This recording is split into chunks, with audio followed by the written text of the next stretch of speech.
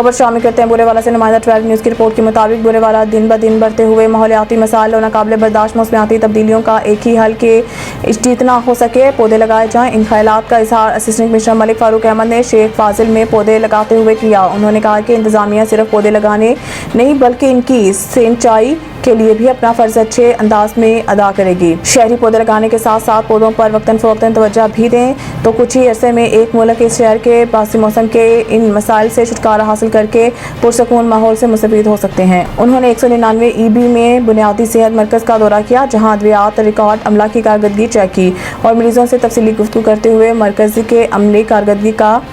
پوچھا۔ Assistant commissioner نے بعد ازاں 261 ای.بی میں واقع ایک پیٹرول پمپ پر پیٹرولیم مصنوعات کی قیمتوں اور معیار کا بھی جائزہ لیا اور پیٹرول پمپ پر مقررہ قواعد ضابط پر عمل درآمد کی چیکنگ بھی کی۔ اسسٹنٹ کمشنر ملک فاروق احمد کا کہنا تھا کہ کسی بھی انتظامی شعبہ سے تعلق رکھنے والے یا کسی کاروبار سے جڑے افراد اگر اس ڈومین کے لیے مقررہ ٹرمز پر عمل درآمد کریں تو مسائل کا پیدا ہونا بہت حد تک کم ہو جائے گا۔